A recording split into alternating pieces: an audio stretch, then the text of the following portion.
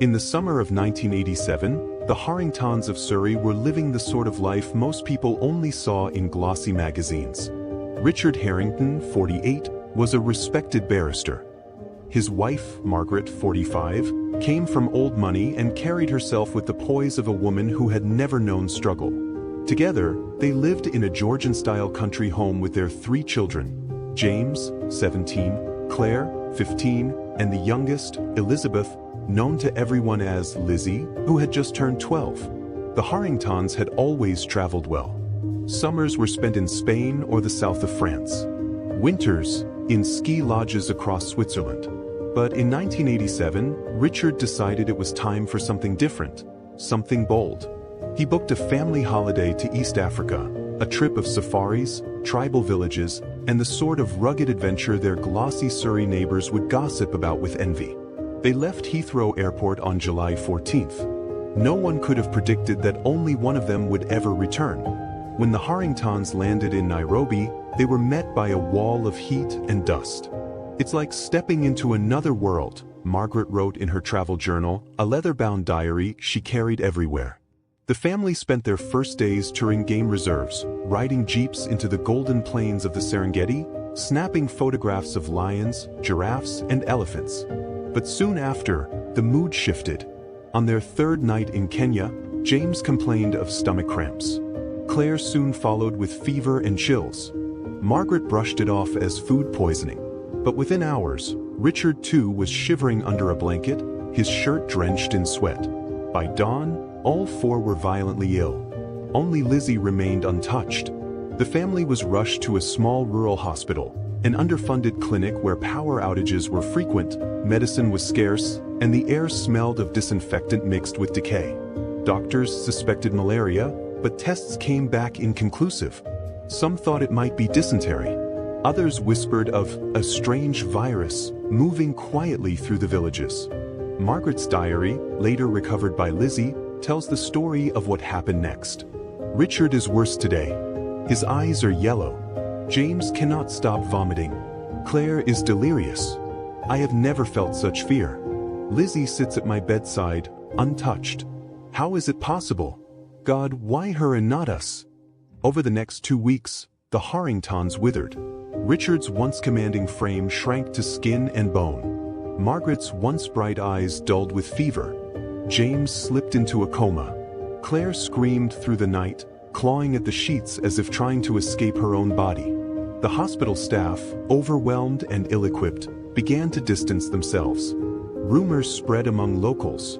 The family is cursed. The white foreigners have brought death with them.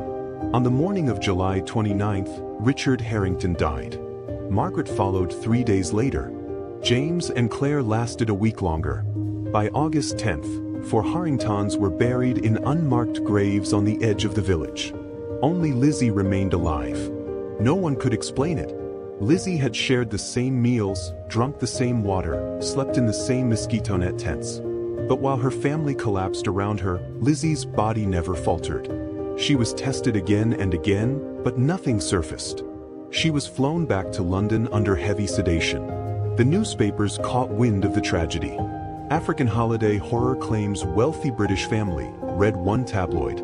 Another called Lizzie, the miracle girl. But behind the headlines was a child drowning in grief. At 12 years old, Lizzie had watched her parents and siblings die one by one, powerless to stop it. She was placed under the guardianship of her aunt, Catherine, who raised her with kindness but could never erase the nightmares. For years, Lizzie asked the same questions. Why did I survive? By the time Lizzie reached Oxford in the late 1990s, her path was clear. She pursued medicine with an intensity that unsettled her professors. Virology, immunology, epidemiology, any subject that could help her decode the riddle of her family's deaths, she devoured. Her classmates remembered her as brilliant but distant. "She didn't party, she didn't date," said one peer. "She worked like someone was chasing her, like she was trying to outrun something we couldn't see." In 2002, Lizzie made her first trip back to Africa, not as a tourist, but as a researcher. She carried only a suitcase, a stack of medical books, and the haunting memory of the hospital where her family had died. It was there, in the same region, that she encountered the full force of another plague, HIV/AIDS. Entire villages hollowed out. Children left as orphans. Men and women dying in silence, too ashamed to seek treatment, too poor to afford it when they did. Lizzie recognized the same helplessness in their eyes that she had seen in her father's, her mother's, her siblings. And in that moment she made herself a promise. She would not let another family suffer the way hers had. By 2005, Lizzie Harrington had gained international recognition for her research on viral immunity. But her obsession remained personal. She was convinced that her survival as a child was not luck. It was science. Something in her blood, her immune system, had protected her. The key to unlocking the world's deadliest viruses, she believed, was inside her. And so began the second half of Lizzie's story. The part where grief transformed into obsession, where obsession turned into discovery, and where a single survivor of a family tragedy would rise to change the fate of millions. But before Lizzie Harrington could save the world, she would have to confront the same shadow that had destroyed her family. The virus that had killed them was not gone. It was waiting. When Elizabeth Lizzie Harrington returned to Africa in 2002, she was no longer a frightened child but a determined woman. Yet inside, the 12-year-old who had watched her family waste away still lived, restless, whispering. She had survived. But survival carried a burden. To find out why, Lizzie began her research at clinics in Uganda and Kenya, interviewing families and poring over dusty medical records. One statistic gnawed at her: entire villages were being erased by HIV/AIDS. Millions were infected. Few had access to antiretroviral drugs.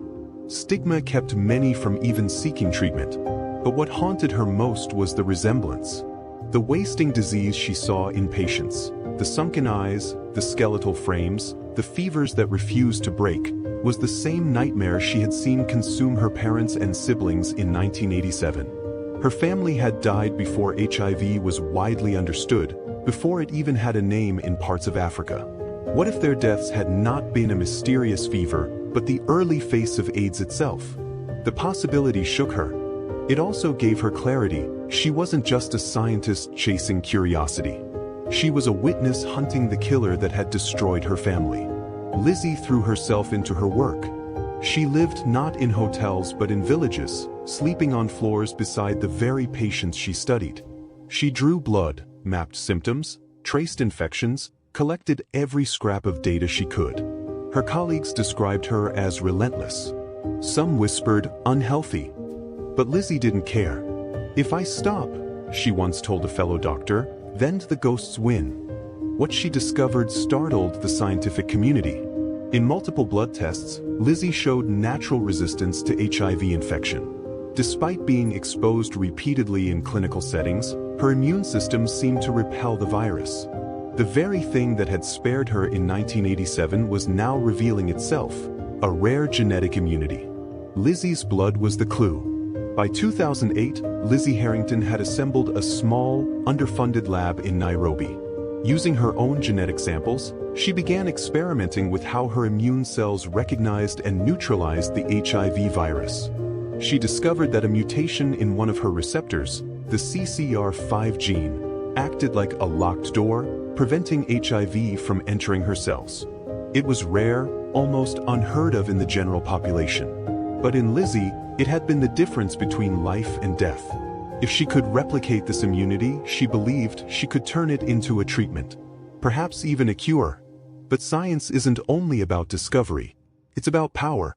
And Lizzie was about to learn that the fight for a cure could be as dangerous as the disease itself. Enemies in the shadows.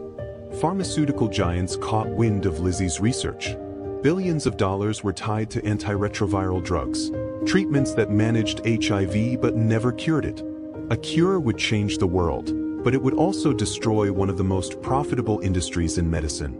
Soon, Lizzie began to notice signs. Phone calls that went dead as she answered, colleagues suddenly unwilling to collaborate, lab funding mysteriously cut. Then came the threats. Anonymous letters. A break-in at her lab, nothing stolen but her research files. A local doctor warned her bluntly, "They don't want this cure." But Lizzie refused to stop. Her family hadn't given her that choice. In 2011, Lizzie performed her first experimental therapy on a young boy named Samuel, a Kenyan child born HIV positive. Using a treatment derived from her own blood's genetic profile, she altered his immune cells to resist infection. It was a gamble. It could kill him. Instead, within 6 months, Samuel's viral load dropped to undetectable levels. He was effectively cured. The medical world erupted. Some hailed it as the greatest medical breakthrough of the century. Others called it impossible, reckless, even dangerous. Governments demanded evidence. Pharmaceutical lobbyists tried to discredit her. But Samuel lived. And then others did too. The cure was real. By 2015, Lizzie Harrington's therapy, dubbed the Harrington Protocol, was saving lives across Africa. Within a decade, it was adopted worldwide. What had once been a death sentence was now a curable disease. Lizzie was celebrated as the scientist who ended one of humanity's darkest epidemics. She received awards, honorary doctorates, even a private audience with world leaders. Yet when asked about her triumph, she never spoke of herself. Instead, she spoke of Richard, Margaret, James, and Claire. They didn't survive, she told the BBC in her first interview. But because of them, millions will. My cure belongs to them, not me. For all her achievements, Lizzie remained haunted. Every hospital ward she entered, every patient she touched, she saw her family's faces. The father who wasted away. The mother who begged God for mercy. The siblings who never made it home. Even in success, she carried grief like a second skin. But perhaps that was the point. Her pain had built her purpose. Without it, there might never have been a cure. In the end, Lizzie Harrington's story was not only about science. It was about survival. About how tragedy can forge determination, how loss can spark discovery. One family had been destroyed in the African heat of 1987. But from the ashes of that loss rose a woman who gave life back to millions. Lizzie Harrington never forgot her family. She never escaped the images of their final days. But she made sure the world would remember them too, not as victims, but as the reason a cure was found. The Harringtons died on foreign soil. Their youngest daughter carried them home. And because she survived, so did humanity.